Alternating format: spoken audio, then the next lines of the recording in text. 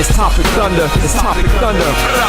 Just acknowledge your knowledge with no scholarships. It's Topic Thunder. It's Topic Thunder. Breaking everything down, tech to politics. It's Topic Thunder. It's Topic Thunder. We don't tell you what you want, we just give you what you need. It's Topic Thunder. It's Topic Thunder. News, brews, and views from these Chi-Town streets. Topic Thunder.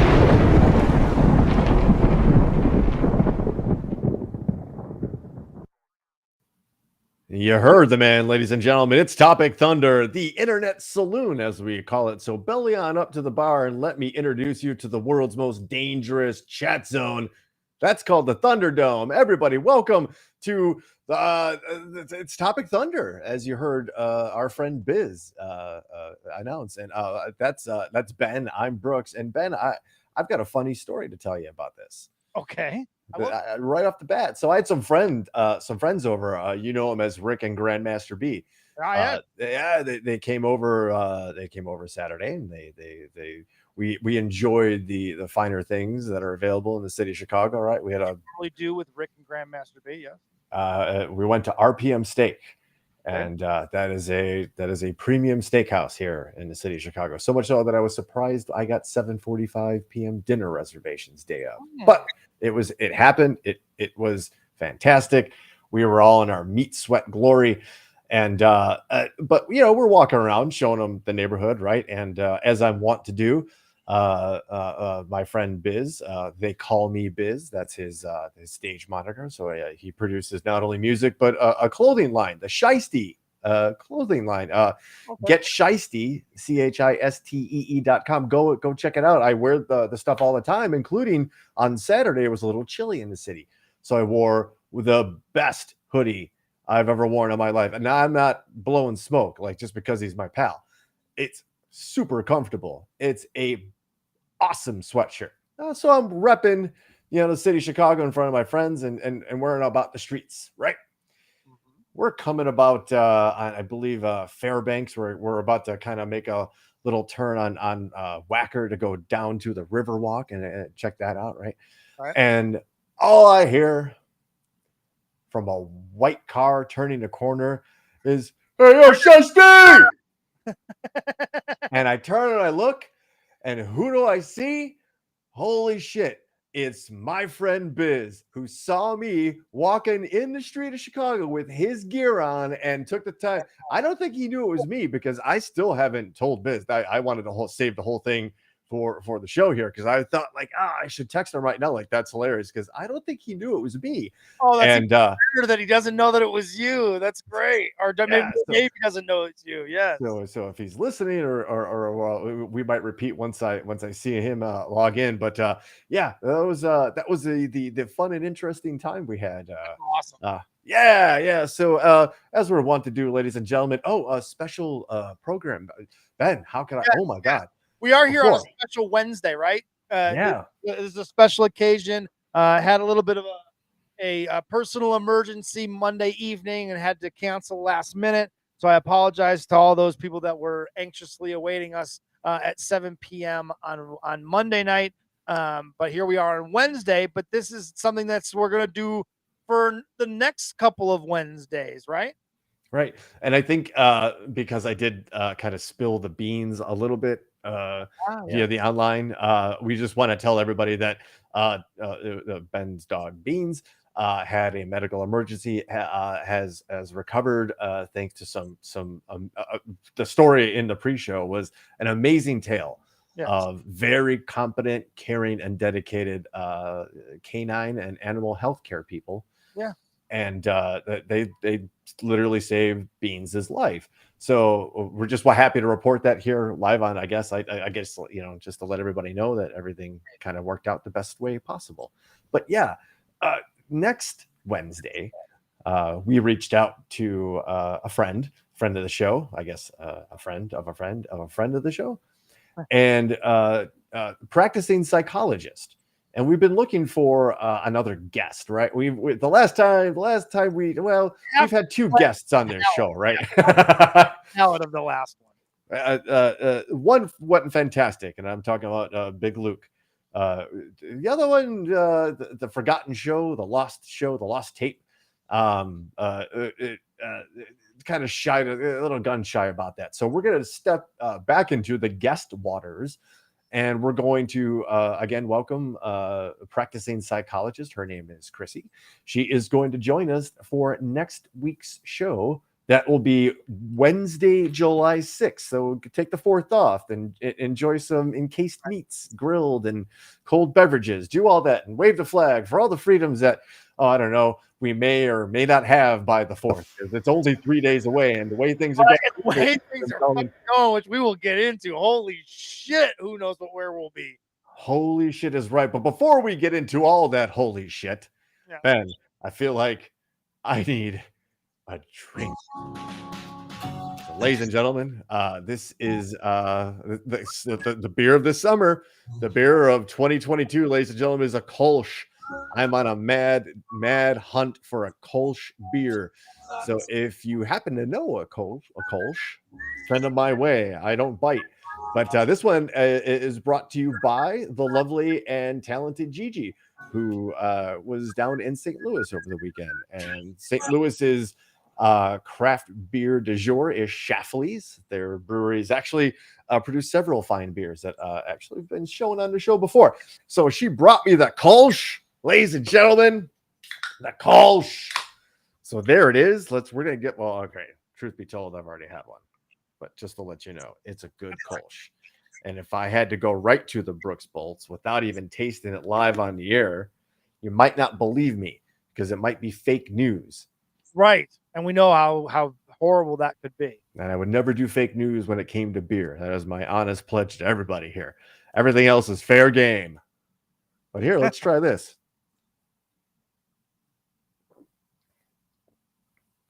See, here's what I like about the Kolsch, right? It is light, like a light beer, but it also has let's call it a little effervescence, a little more fizziness than a typical light beer in a fine way. Not like the big bubbles you see in like a Miller Lite or a PBR or something like that, but it's on the verge of being almost like a champagne-esque type beer. Nice, refreshing, very clean finish, and just a delightful beer to go ahead and celebrate the impending demise of a once great republic democracy, which we're going to get to in the most creative name segment ever. Folks, we call it the headlines.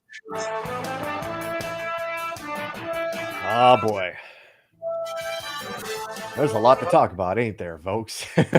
Right? Man, where do we even start? I think we're at this point kind of over the initial shock. Is that going easy? Over the Supreme Court's decision to basically overturn Roe versus Wade in a 6-3 decision. Interesting to note, Ben, as we reported on these airwaves, when the leak of this came out, the decision was 5-4. Really? I don't remember that. Right. That's a good nugget of this I do not remember. So someone switched after the leak. I also want to throw a little kudos my way for a very plausible theory now that the leak had nothing to do with getting it out to press. And we floated the idea that it was an actual conservative person or in that circle that leaked it. That backed that up too. That leaked it to force a particular justice in one direction by exposing the conversation. I would put a little bit more credence to that. Now, I had some people that I put that theory to that dismissed that theory as implausible or highly unlikely. But given that bit of information, that someone felt pressured enough to change their vote between the time that a first opinion was written and leaked and the final opinion was released. Oh, yeah. I mean, I guess I just forgot that Gigi had an appearance on the show, but like, oh yeah, you did. We did. I just saw it, like, and I'm in hot water now. But it was not necessarily like she's not a guest. She's a part of the show, and she was actually reporting on something. I believe there were 2 reports that Gigi's been on, so she's more of part of the show, more she's like more a like guest. a reporter, if you will, for the show. Yes. Thank you, Ryan Hansen. I almost forgot too. I was like, oh shit. But thankfully, there wasn't a whole lot that of news that went on. Maybe just a little bit, but we can get to that a little bit later too. Oh, and Hey, Chris has a great question. Who do you think changed their vote? Roberts, Chief Justice. By all accounts, he was the one that was on the fence, and has shown on record that he is willing to be a dissenting vote against the the forces of evil, the 4 horsemen of the Justopolix. So that you think the pressure was leaked to put pressure on him to make sure that it was a 6-3, not a 5-4. Right, because if the Chief Justice wrote the dissenting opinion on it, it in the eyes of history and legal scholars, it has more weight. Right. If he's the one that's saying, yeah, I'm a conservative, but I can't go. No, I think honestly that was the pressure put on. Yeah. And everyone is up Clarence Thomas's ass. Yeah, I think you're right. I think Roberts is kind of flying under the radar here a little bit, but it didn't matter because even if it was 5-4, it still gets overturned. So it doesn't matter. Ultimately, that doesn't matter other than what you're talking about. The leak may have been from the conservatives in order to put pressure on conservatives. I think it does lend more credence to that, if nothing else. I mean, it wasn't Sotomayor that got pressured and turned. You know what I mean? Like there are very few. Like there are very few options. Barrett would be the only other one I could think, but she's wacky conservative. Oh, we're gonna talk about Amy Coney Barrett in a little bit. This is going somewhere. I trust me, because like we were maybe not so eloquently trying to address the topic of this horrible decision and this reversal of 50 years of settled law in this country. 50 years of settled law that every single one of these justices that voted against it and turned it down lied under oath in front of Congress that they agreed it was settled law. Right? Are we? We're not over the rage of the moment and the anger of this horrible decision that absolutely affects every single female and every male that gives a damn in this country. And it obviously sets us back not just 50 years, but sets it roughly, let's give it a good 100. Let's give it a good century mark, because the attack on voting rights, make no mistake, part of the agenda. The attack on reproductive rights, make no mistake, part of the agenda. And again, let's just reference it's actually on my phone, and I forgot to transfer it to the old PC here. But part of the opinion that Clarence Thomas wrote references a couple of other judicial cases. This is what he wrote. For that reason, in future cases, we should reconsider all of this court's substantive due process precedents, including Griswold, Lawrence, and Ogerfeld.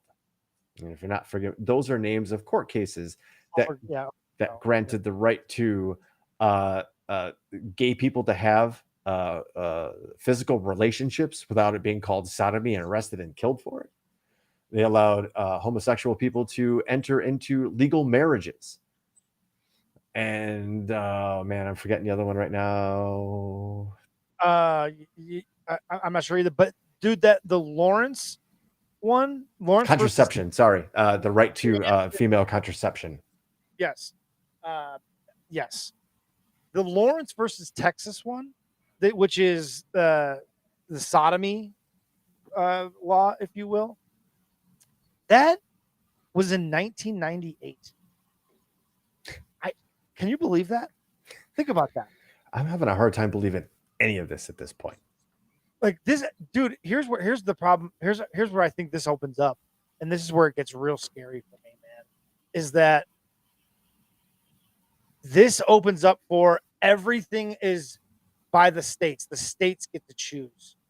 Right? And on its surface, turning it back over to the states sounds like an okay idea. All right. Every state chooses for themselves. You can choose to move out of your state if you don't like your state's rules and laws. Freedom, baby. Yeah. Except state legislatures are very, very heavily manipulated and gerrymandered. That's part of the plan. And it's all part of the plan, right? To then, because ultimately what happens is when you turn it over to the states, that means you're turning it over to state legislatures, not the people of the state. The people of the state never vote on the issues. We only vote for our representatives to be our voice on these issues, right? And so when you turn it over to the states have already been taken over. Look at Texas alone, guys. Craziness is being passed in Texas regularly. I live here. It's insane. This opens up the floodgates for all the Supreme Court decisions, all the way up to and including, and I know this is an extreme case, but what's to stop? Where does it stop? Does it stop at slavery? That states can vote to be okay. If Alabama decided, their state legislature decides that they want to allow slavery to be okay in their state, are we going to be okay with that because the Supreme Court says the states make the decisions for themselves? What's the point of the Supreme Court then? Well, I mean, they've clearly lost that.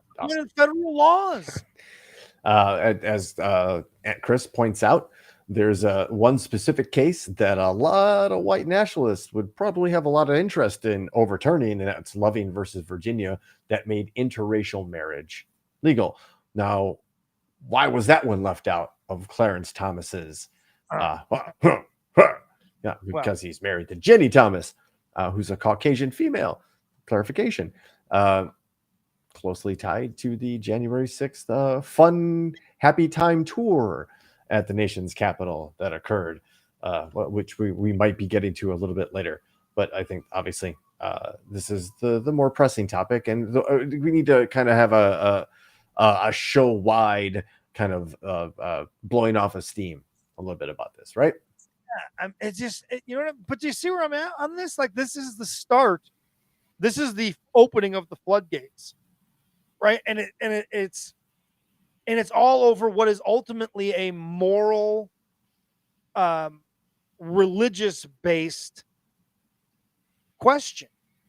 Right. And that leads you to interracial marriage, gay marriage, sodomy, things of that nature, where those are immoral in the eyes of these ultra religious people that believe that that's what the laws that everyone and the rules that everyone should be living under. It's a Christian theocracy. I said it on my social media. Every day we move closer. And that was one day. And then the next day, doggone it, if we didn't move another step closer, and I'm sure we're going to get to it, another step closer to a Christian theocracy. It is obvious what is happening. It is obvious these evangelical Christians are they have invaded school boards. They've invaded your local governments already, your state governments already. They had already invaded the Senate and Congress. I mean, Marjorie Taylor Greene is she's a sitting fucking senator. No, the same Marjorie Taylor Greene that asked for a pardon 3 days after being in office. Yeah. Oh, okay. Same person. Right. That same person. Okay. And Brooks, I'll be honest with you, man. Like, I'm guilty of this because I'm guilty of being part of this because I didn't vote in 2016. I'm one of the guilty parties, right? And I can call out myself and everyone like me who went, Hillary's not the greatest option. There's no way that Trump is actually going to win. So I'm not going to have her. I'm not going to live with. I'm not going to have to live with myself saying I voted for Hillary down the road because she's going to win anyway. Whatever. Nah, man. Like that 2016 election is a what's the seminal event. It is a tipping point. It is not a tipping point, but a fracture off that when had things gone a different way that night, there's a whole number of things. 3 justices out of the 9, it's 3 out of the 6 that voted on the 6th side of this decision that we're talking about now were appointed by the man that won that election that night. Won, right? Wasn't even didn't even win the popular vote. And which infuriates me even more because when you understand what the Electoral College ultimately is and was, which was a compromise with slave owning states to make sure that they felt equally represented, despite the fact that they were a smaller population of people. And here we are in 2022, having women everywhere affected by an election where the guy with the most votes or the person with the most votes didn't win. And I don't understand how anyone at this point can argue. I can't, and I've not heard a good argument for keeping the Electoral College. Oh, well, then what happens with all the rural country or all rural places around the country? I don't know what to tell you, man. Like, you get better health care and your life probably improves. More than likely. And majority rules. Majority rules. Majority rules, right? Right. I mean, right. But apparently not. Because we got at least 5 fucking clerics on the Christian clerics on the Supreme Court, right? Because it's at this point, it's no different than Iran, no different than the Taliban. Right. This is an extreme branch of Christianity that has infiltrated the highest court in this country. This is a court again where you are not elected into this position. You are nominated into this position, and it is a lifelong appointment that until you die or retire, you are a sitting member of the Supreme Court, named as such because there is no higher court in our government, in our societal structure. Yes. But they can be impeached. Also. They can't. Okay, you're right. They can be impeached. So there is a way to get them out. And Clarence Thomas is dancing on that, right? If you know, if you're calling it down the middle, Clarence Thomas is dancing on impeachment with his dalliances with the insurrection.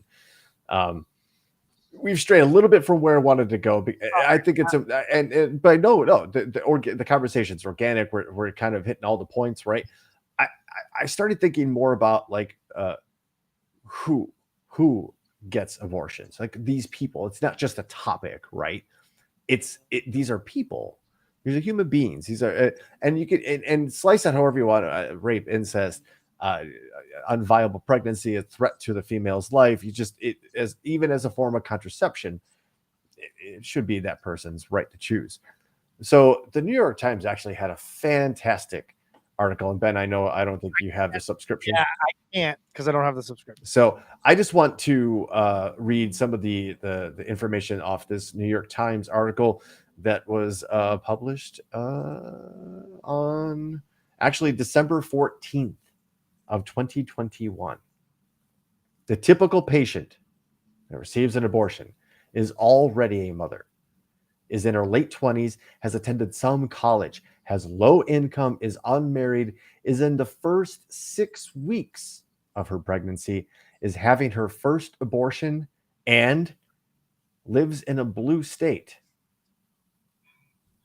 I would have not guessed the blue state thing, to be honest with you.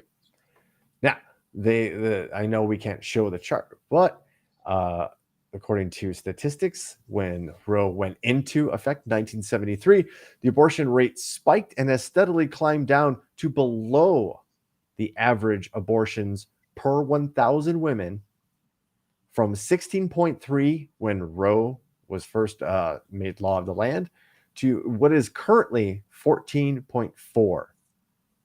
That's 30 abortions per 1,000 women. So we are below the number of abortions being performed that before Roe went into law. 60% of women who receive an abortion already have one or more children. 6 in 10, according to 2019 data. Wait, say that one more time. 6 in 10 women have one more child after one or more children already by the time when they get an abortion. Correct. This is what really got me too, because you hear when people like on the pro-life side, gosh, that makes no sense, but on the pro-life side say, oh, all these late-term abortions. Only 4% of all abortions are performed after 16 weeks of gestation. 43% of all abortions are performed within the first 6 weeks of gestation. That is finding out and for whatever reason terminating the pregnancy. It's not this, it's a viable living thing, because in 6 weeks, it's still just a little thick sack of cells just still developing. I don't know. I'm not a doctor, but at this point, because it would have to, it probably has some form of central nervous system. That's it. Yeah. Might have some little nubs as arms and legs. And it's got a head and maybe some black things that are going to become eyes, but it's going to look more something like sci-fi than it is a human being.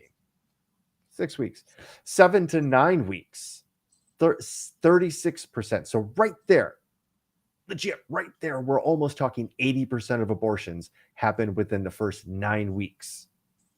Right. Not all these late-term abortions. And I would venture a guess that late-term abortions, a majority of those are medical reasons. Medically, of course, could be. Of course it is, because almost no woman is going to take a pregnancy to almost full term and then go, you know what, I'm out. Yeah, I've had enough. I'm out. You know, I've put my body through 7 months, 8 months, 8.5 months of hell, but I'm just gonna bow out now.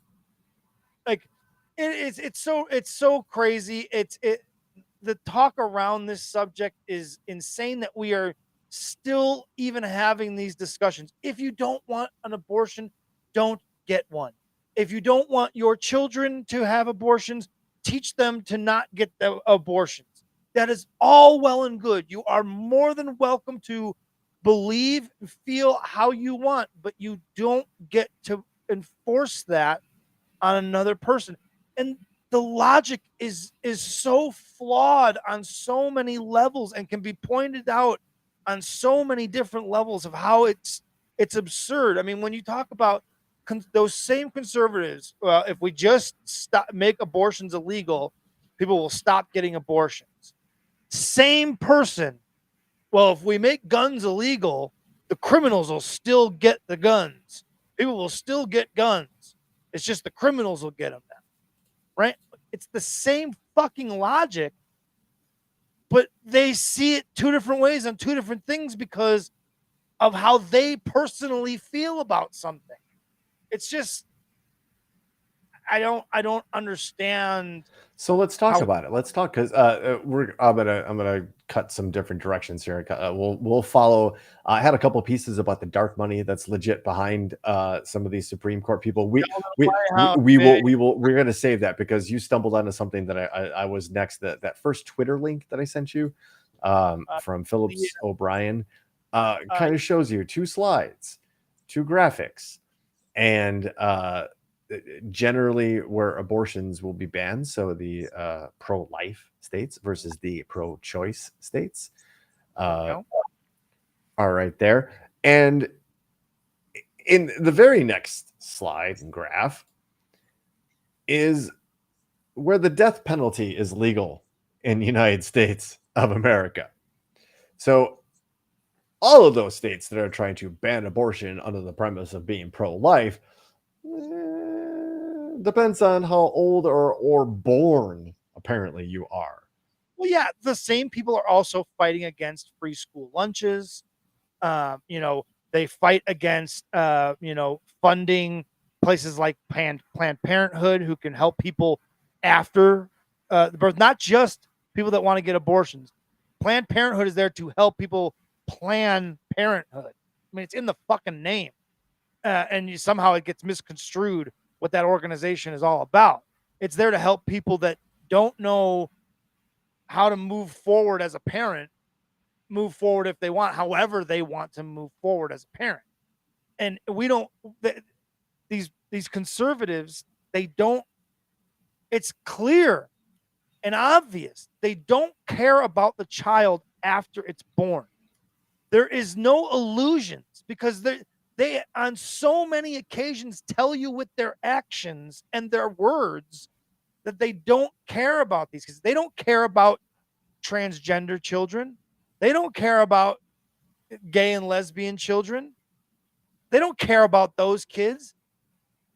They want those kids eradicated, literally. They want them closeted and put away, not acknowledged. That's what they want. And at the same time, they want to tell you they want to force you as a woman to carry out a pregnancy. Force. Crazy. And as Gigi points out, she used Planned Parenthood for female health reasons and checkups. So a large majority of what Planned Parenthood does are breast exams, actually. They do a ton of them, a lot, especially for low-income people, poor college students, for instance. But obviously, the law is clearly going to affect a lot of people of color. But also, don't discount the idea that we got a bunch of people that tend to trend on the same level as these clerics that believe in this white replacement theory. So maybe some of that thinking is, well, we need more white babies and we don't care how they happen, but you can't that's a soldier in the war for Xenu. I don't know, whatever they believe in at this point. But I wouldn't discount that as some motivation behind this too. But for sure, the idea that somebody could tell you what to do with your body would be, Ben, there is no comparison for us other than vasectomies. Sure. Like forced vasectomies. There is no comparison, right? Here's what I don't want it to be compared to, and what you are seeing and hearing on social media being compared to from your friends on the extreme right and the anti-vax crowd are comparing it to vaccine mandates. Oh, Ben, I've heard it compared to gun rights. That if you're for like gun laws, then you should be for abortion laws, because it's the same thing, right?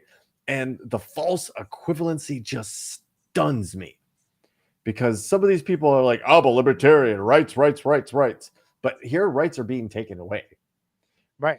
But they're comparing. Body autonomy is being taken away. They're literally comparing a medical procedure to owning not just a weapon, because what the gun nuts love to do is, when you're specifically talking about, I don't know, an AR-15, they make the, again, false equivalency that you're talking about all guns, right?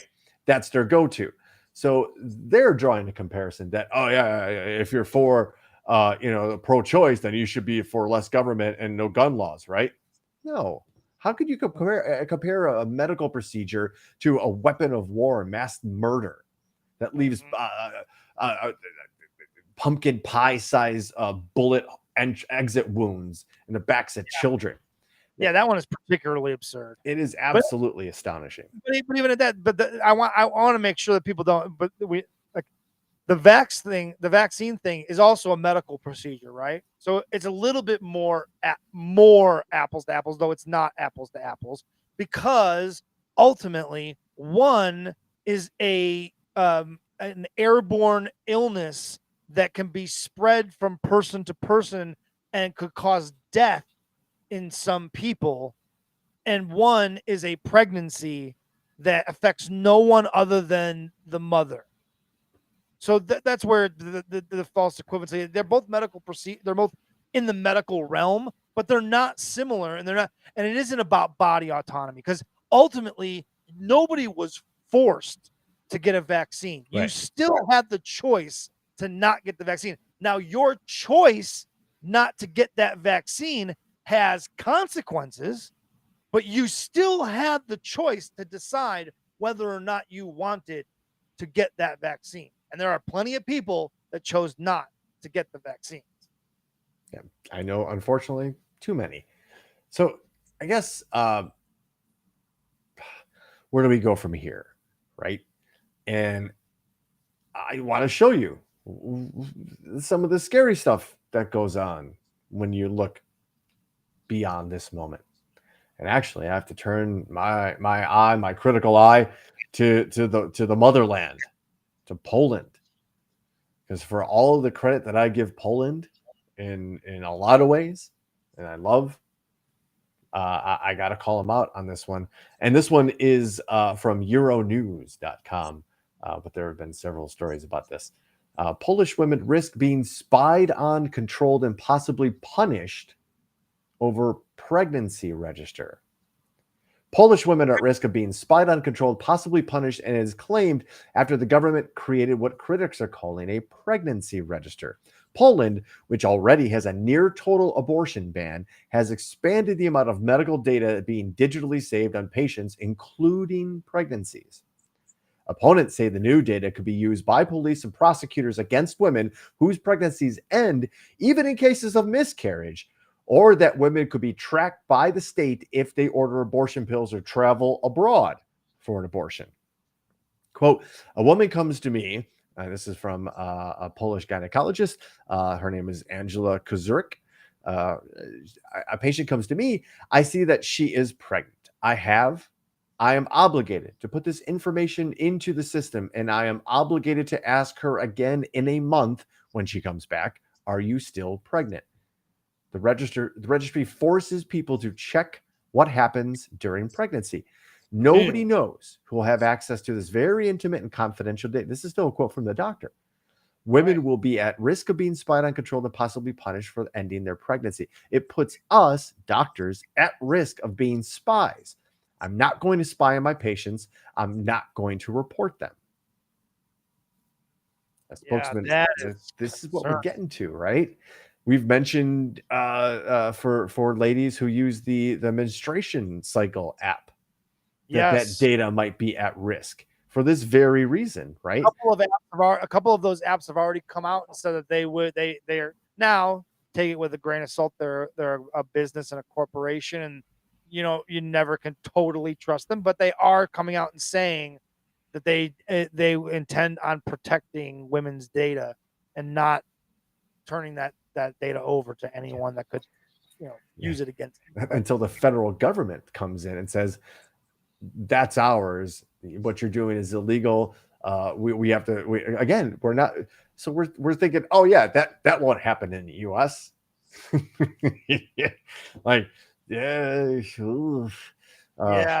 scary, man. That's where we're headed. What is to, at this point, Brooks, what is for us to fall back on to say that we're not headed there? Man, we can't undo some of these things. It's going to take tremendous effort and decades worth of effort. Because guys, remember, what just happened this week was decades in the making. 40 years. Decades by big, dark money.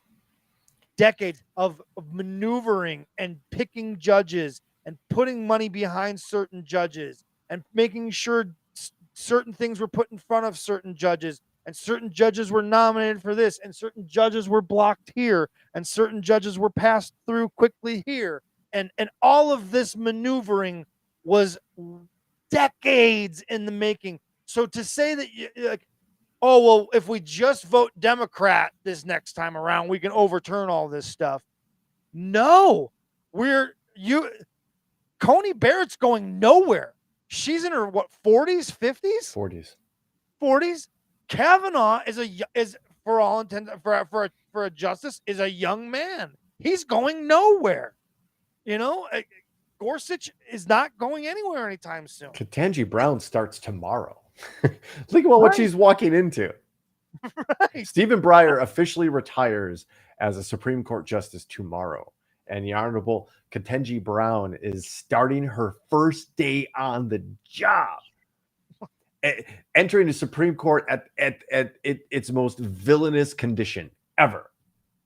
Right? Yeah. So I guess we'll keep an eye on this story because it seems it might go somewhere. I don't know. Call me. I don't know. But some other things did happen, and there's almost not that it's ever a good thing that you had a loved one of your family have a medical emergency, but in this instance, it gave us time to witness some really interesting testimony and a surprise hearing from the January 6th committee. Surprise, bitch! Yeah. Trump surprise, motherfucker. We got one more for you. Oh, I think there's going to be a lot more of this actually. But you didn't have to be too far away from a television or a social media anywhere to know that Donald Trump had one of his aides, actually part of Mark Meadows, chief of staff to the president then. Cassidy Hutchinson, little known former White House aide, and this is from the good folks at the AP, described an angry, defiant president who was trying that day to let armed protesters avoid security screens at a rally that morning to protest his 2020 election defeat, who later grabbed at a steering wheel of the presidential SUV when the Secret Service refused to let him go to the Capitol. And when the events at the Capitol spiraled towards violence, with the crowd chanting, "Hang Mike Pence," she testified Tuesday that Trump declined to intervene. Quote, "Trump doesn't think they're doing anything wrong," she said.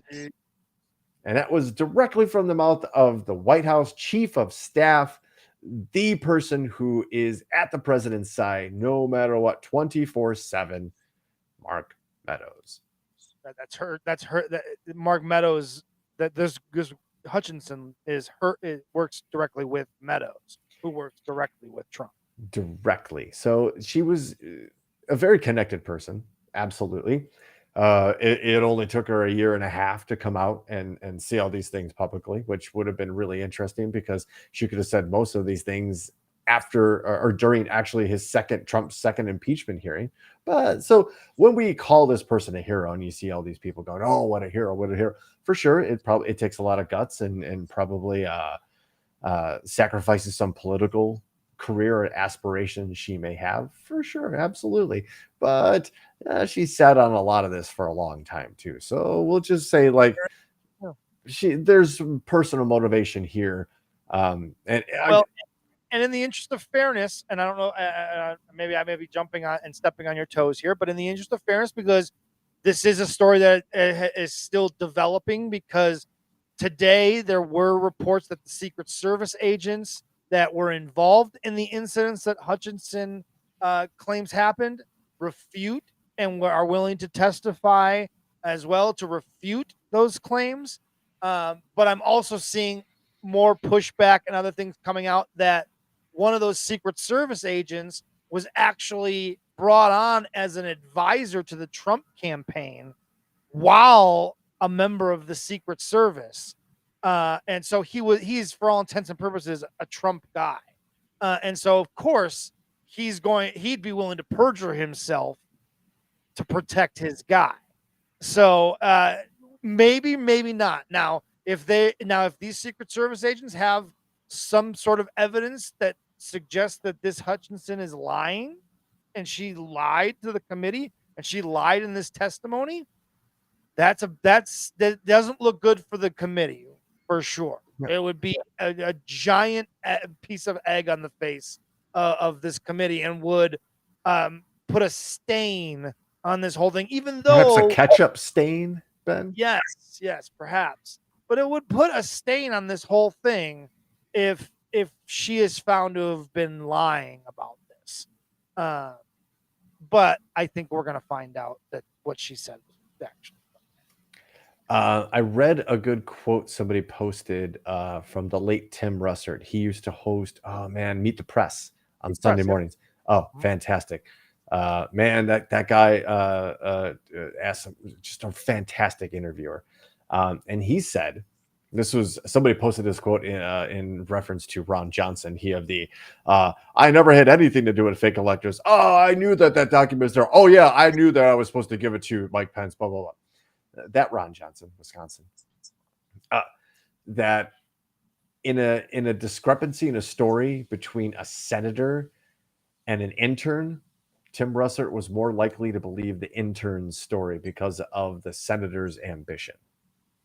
So interns have a lot to lose. Established politicians land cushy jobs on networks, write books, and move on in life and big business and stuff. But little known interns, they have their career pretty much to sacrifice and put on the line. And at this point, I dare say, Miss Cassidy Hutchinson's safety may very well be at risk too, depending on what you think or believe of some of the people involved in these stories.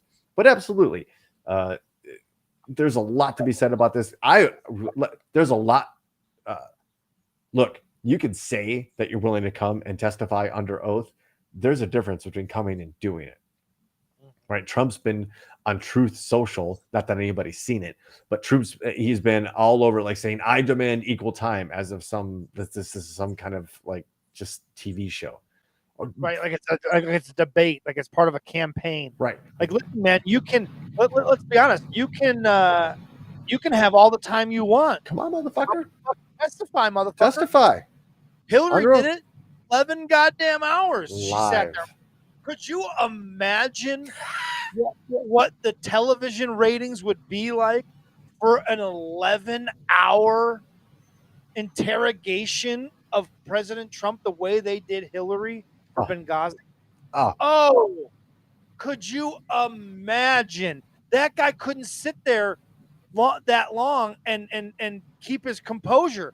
There's absolutely zero motherfucking chance. He would lose it after hour 2 of having to testify. He would get up and leave.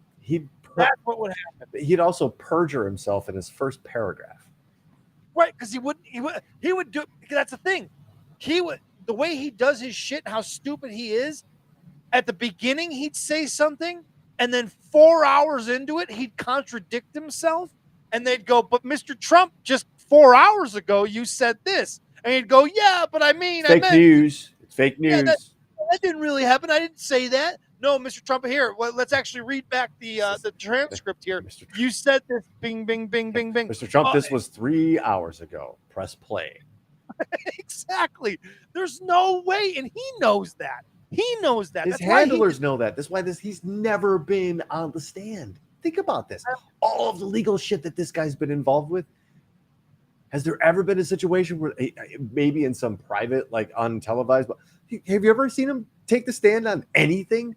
Deposed? He's never even been in a deposition. There's a reason. Because his legal team knows that he's gonna fuck himself again in the first 5 minutes of speaking. It'll be perjury times 6. Right. The man is a hyperbole machine. He can't help himself.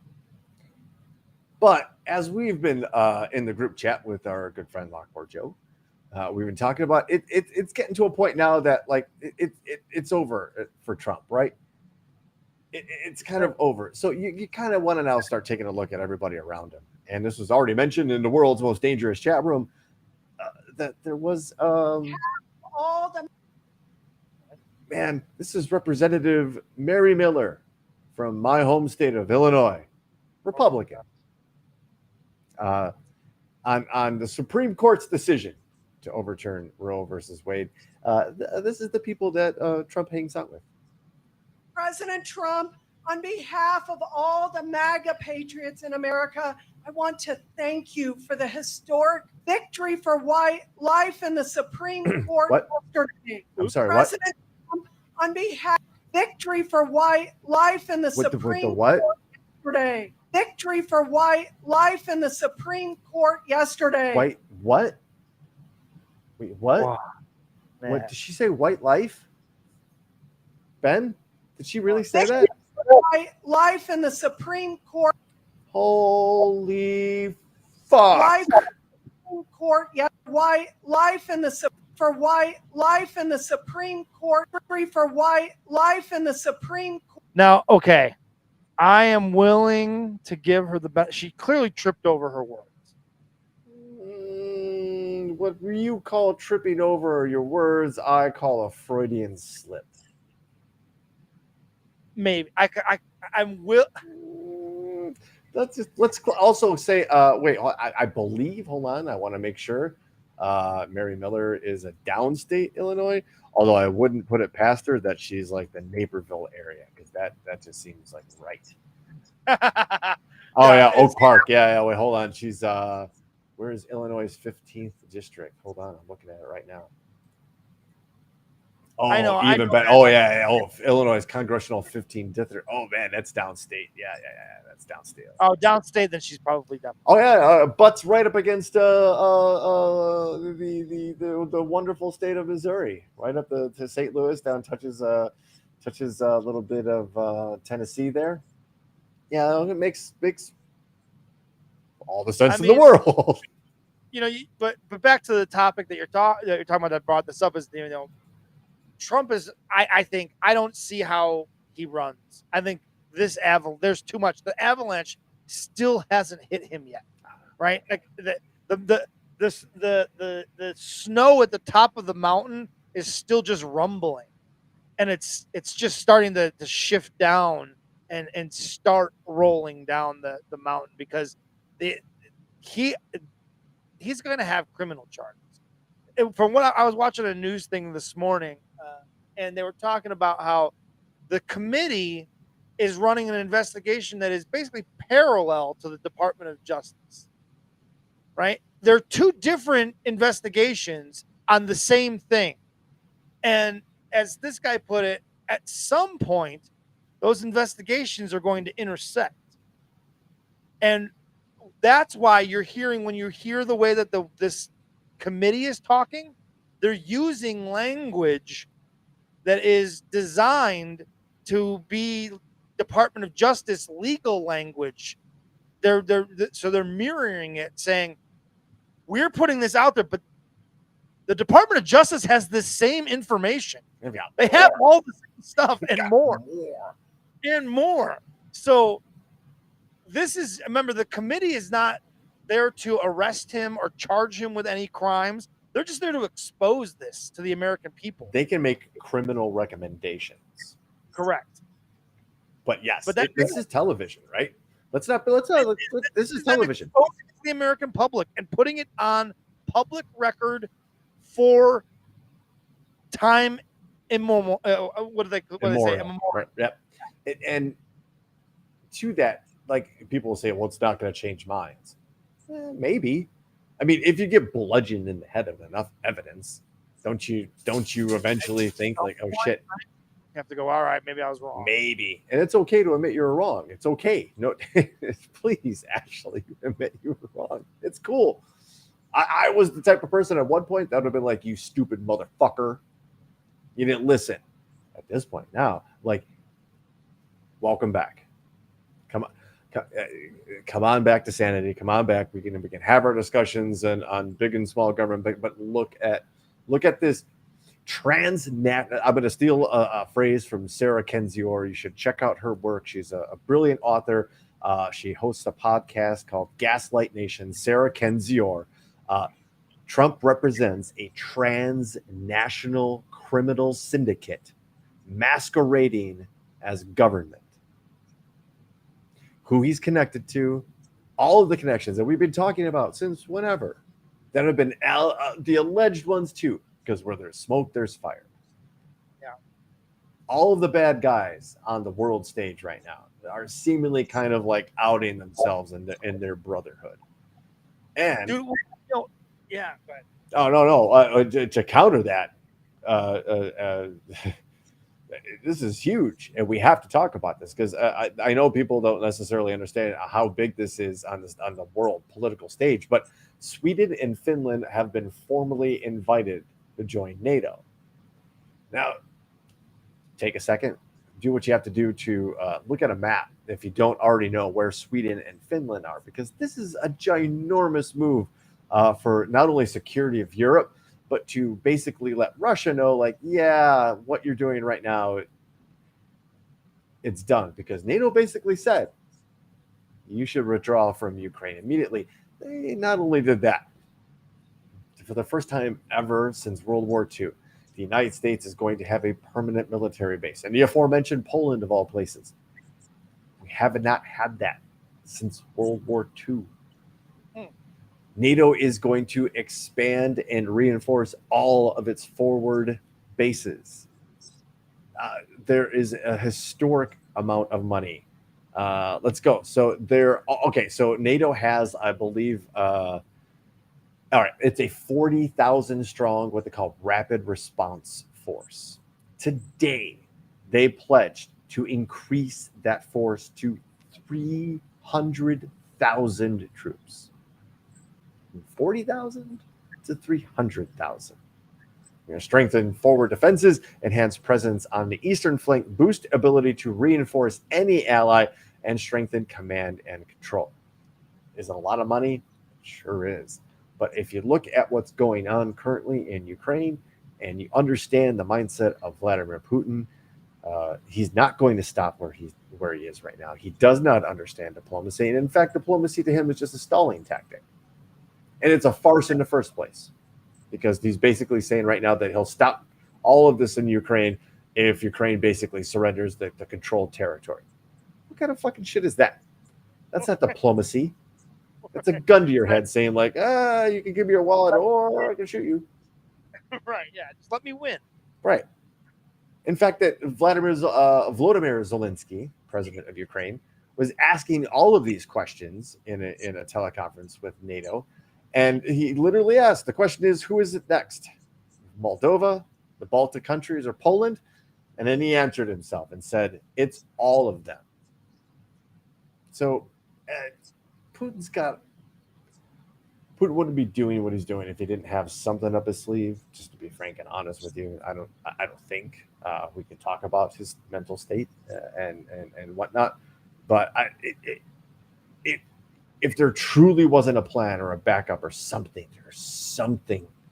I honestly think that somebody in his government or military would have already disposed of him.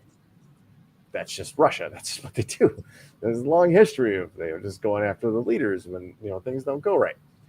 I honestly think that, despite all his precautions, if they want to get you, they're going to get you. Just really interesting what's going on right now. And are we on the precipice of World War III, or are we in World War III and we just don't know it? We could be. Oh, good. Right? Maybe that's why we need more babies, Ben. Hold on. Oh, wait, yeah, because and not only that, this is, and you didn't even know, Ben. This is perfect because, folks, we're gonna do a real graceful sidestep from one world disaster to what could be another one. We've talked a lot about viruses over the last couple of years, haven't we? We've kind of gotten to know them intimately and know how they have one mission. That's to survive, right? Check this out. From our good friends at The Guardian, viruses survive in fresh water by hitchhiking on plastic. The reason that's important, there's a lot of plastic in the ocean. A lot. If you're not fucking familiar, there's a fucking shitload of it. God damn it. Son of a bitch. From The Guardian. Dangerous viruses can remain infectious for up to 3 days in fresh water by hitchhiking on plastic. Researchers have found enteric viruses that cause diarrhea and stomach upsets, such as rotavirus, were found to survive in the water by attaching to microplastics, tiny particles less than 5 millimeters long. Not even that's, there's much smaller than that, even, folks. They remain infectious, according to the University of Stirling, and they found it to be a potential health risk. Quote, remember how many microplastics we found out we were fucking swallowing as fucking human beings about a month and a half, 2 months ago? I do 5 grams, the size of a plastic credit card. Think about that. If you weren't with us then, put that in your brain. Every week. Every week. Yum. Yeah. Professor Richard Quilliam, lead researcher on the project, said, "We found that viruses can attach to microplastics, and that allows them to survive in water for 3 days, possibly longer. Oh, no.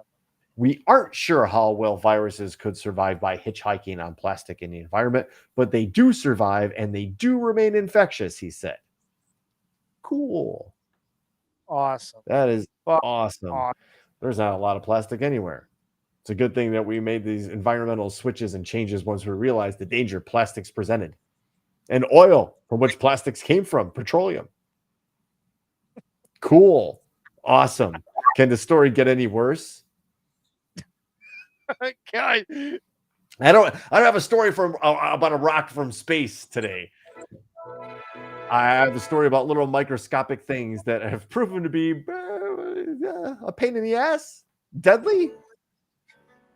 That can kind of survive on something that's everywhere and everywhere in our society. They're just talking about fresh water. They're talking about open air, warm environments, garbage just piles somewhere. Ah, shit. There's your Brooks E-L-E, the Ellie. We'll call her Brooks Ellie Brooks. So, well, the Guardian at least has a little bit better news to share with us. And we'd like to share these news because big again, I'll always mention this, big fan of Graham Hancock, and one of Graham Hancock's favorite quotes is things just keep getting older, including our ancestors. Because early human ancestors are 1 million years older than we thought. Is that a lot? Is it a million years a lot of years? Yeah, it depends on what you're comparing it to.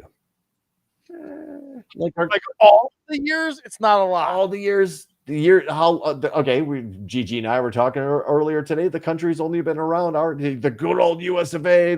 We figured it all out. We've only been around for 246 years. Right, 246. We just found out that there's a group of humans, for all intents and purposes, that are 1 million years older than we thought. 1 million. 246 years. So let's just also remember that dinosaurs roamed the earth for over 1 billion years. I would call that a pretty good run. Yeah, right. We talk about them like they were fucking assholes, and that were just dummies that were running around and unable to fucking handle themselves, and they just went extinct because they were stupid. No, they were around for 1 billion motherfucking years. Yeah. We've been around for, if we're lucky, maybe a couple million. Maybe a couple million, but it keeps getting pushed back. It was like 2.2 million and then 3.67 million. And now they're coming in at about 3.7-ish to about 4 million years old, when our earliest of early ancestors were roaming around there in Africa. Now remember, we've talked about it wasn't just one species. There were multiple species of humanoids roaming around. It wasn't just the Neanderthals. There were several subdivisions, and they occupy different parts of Africa too. So these fossils aren't new. They've just been reanalyzed using the newest and latest technology. And that's when scientists went, oh, wait, run those numbers again. Oh, same number? Well, Charles, our discrepancy is just a 1 million year difference. Right? It's a big deal, but it's not a big deal, but it's a big deal, because if we don't know where we came from, we really don't know where we're going. And the more we understand about these ancient ancestors of ours, what their lives were like, what their environments were like, what diseases they may have had, what their immune systems were like. We would know more about ourselves. And the more we know about ourselves, maybe we can prevent some of the deadly viruses that are going to come in our Sprite bottles. I don't know. Maybe I'm just talking out loud. Usually I am. But I wanted to bring this to your attention. I wanted to take a little vote maybe from the two. Maybe there's too many candidates on the ballot in the next segment here to do an actual vote for.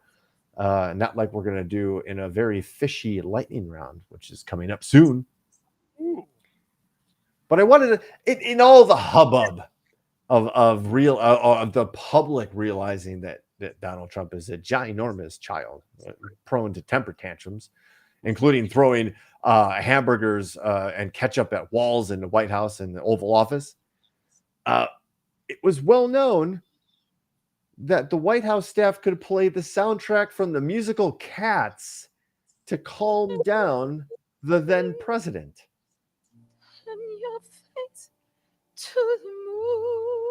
Donald Trump's staff would play the song Memory from the Broadway musical Cats to soothe the former president when he was stressed. It has been revealed. Stephanie Grisham, who served as his White House press secretary and communications director, and as Melania Trump's chief of staff, said on Tuesday that the former president's temper was scary. She continued, he'd snap and almost lose control. Grisham recently published a tell-all book. Hey, thanks for the late notice. Recently published a tell-all book and noted that when Trump descended into turmoil, his staff resorted to summoning an aide nicknamed the Music Man to play songs from the musicals that they knew would soothe him, namely Memory from the Broadway musical Cats. Cats. Ladies and gentlemen, I did a little research. Cats came out in 1981. Famous musical, right? Everybody knows the song Memory. It's a beautiful song. I've never heard it before right now. Oh, really? Okay. We in junior high band, the last concert of the school year, we always played Memory as a tribute to the outgoing graduating 8th grade class. And so I, at one time, had played the song for myself.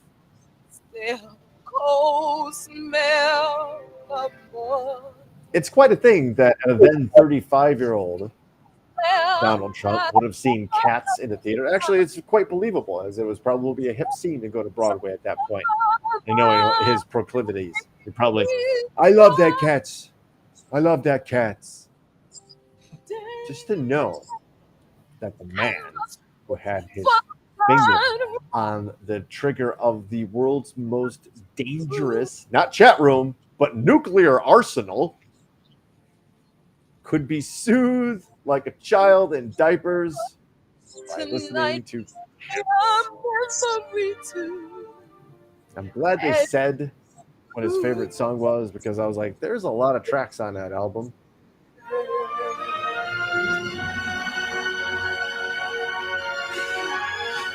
Oh, tears. The late, great Michael Cork would be conducting the band, and he'd be shedding a tear at all the great young musicians that he was forming, moving on in their lives to never pick up the clarinet again. There you go. We're probably going to get hit with a fucking... So yeah, enjoy it before the band hammer. Before the band hammer comes out, let me show you this, and we're gonna get to the lightning round. I promise, because I know Dan's not listening. Folks, check this video out. Ben, if you could just, if you wanted a moment of zen. Oh man, you show me a video of some otters doing anything, and you got me. Let me introduce you to an otter mom and pup. Hold on, I'm gonna get us off to the side so we're not blocking that. Watch together and shed a tear like manly men. Do you like Turkish baths? Aw. All this nonsense that we talked about today. This whole thing with the video at the end of all the fucking chaos. That's a good idea. I gotta cleanse the palate. It is. It's a palate cleanser. It really is. It could be a basketball video of some young girl schooling some dudes. A pet otter, honestly. Seriously, look how cute that is. Honestly, He's like hugging seriously, like if you could, I think if we polled the audience, we can poll the audience right now. If you could have an otter as a pet, you would, right? Like, who wouldn't want an otter? I would get a tank. I would just get a giant tank and let them fucking swim around in that tank all day. I would, I wouldn't want to take them out of their natural environment because I think that's I I would buy property where I knew otters were, and I'd be There like pro otter. Yes, Protter. there you I'd be protter. Another T-shirt that's going to Protter. be coming to our start Topic Thunder store. Not existent. Topic Thunder store. I'm all for it. Protter. I'm a protter. It's just, yeah. There's no better way, ladies and gentlemen, to introduce you to the number one segment on the number one podcast that my dad still doesn't listen to. It's the lightning round. Ladies and gentlemen, get those thunderbolts out into the world's most dangerous chat room. We call it the Thunderdome. And if you're just joining us on Twitch or Facebook or YouTube or wherever else this might be, let me break down the segment for you if you're not familiar. We read 3 stories. You, the world's most dangerous chat room, vote on those 3 stories, and then we read the winner. It's very democratic here, ladies and gentlemen. So without any dilly-dally, let's get to headline number 1.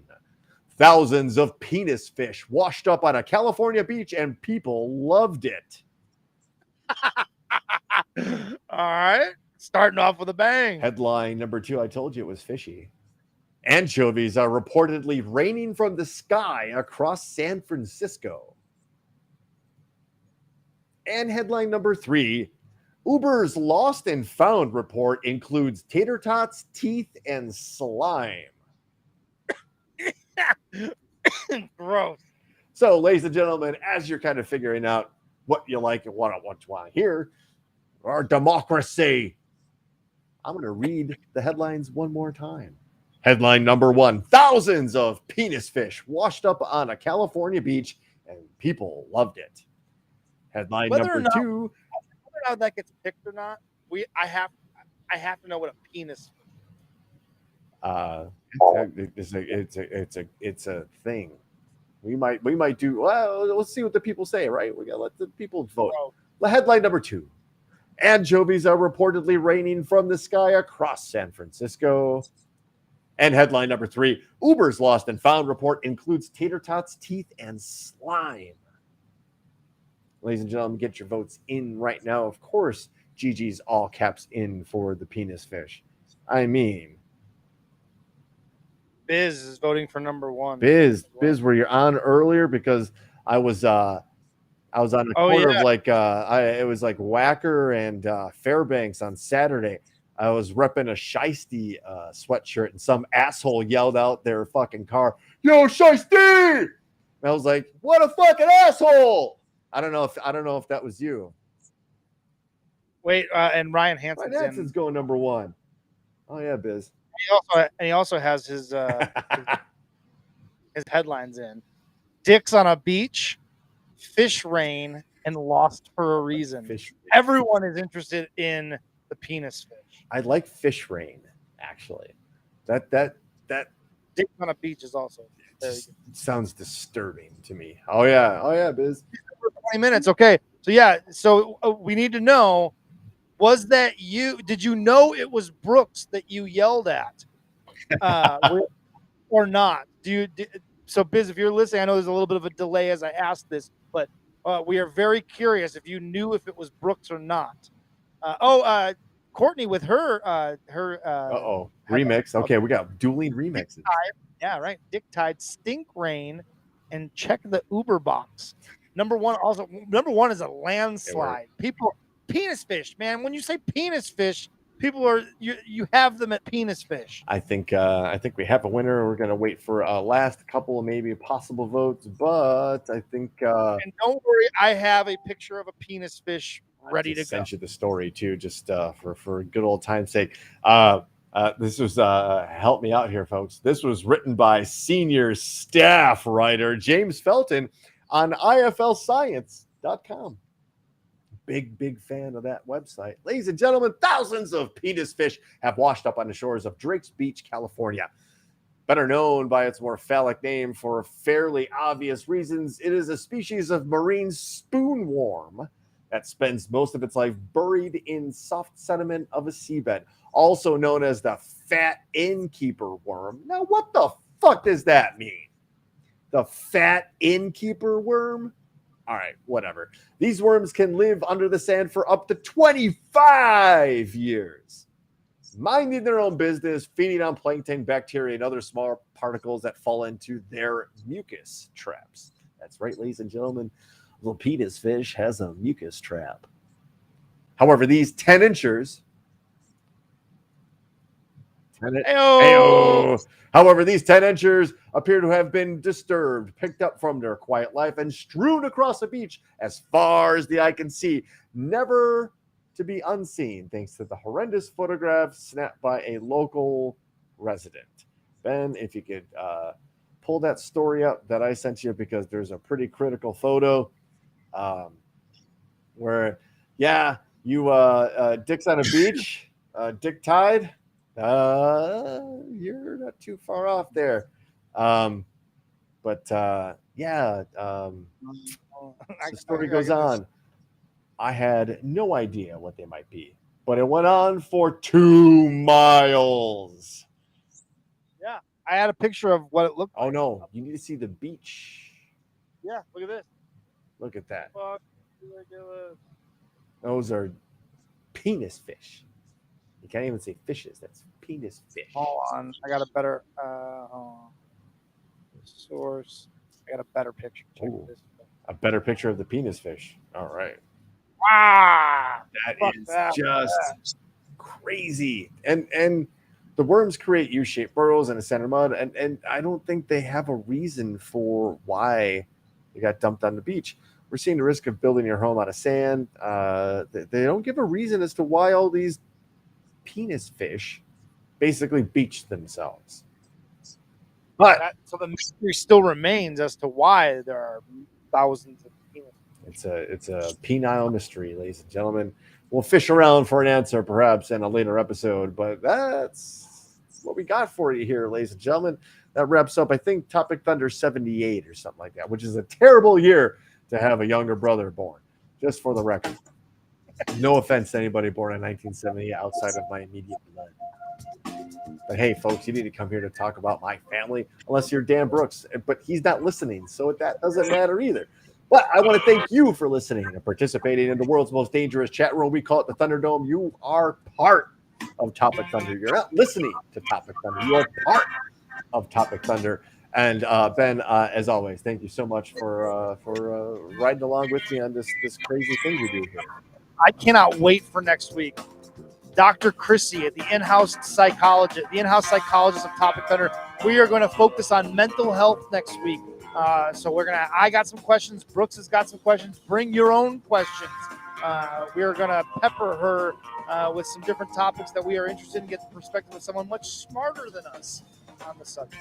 She's a practicing therapist. So folks, join us next week, Wednesday, for a special in-house guest. Don't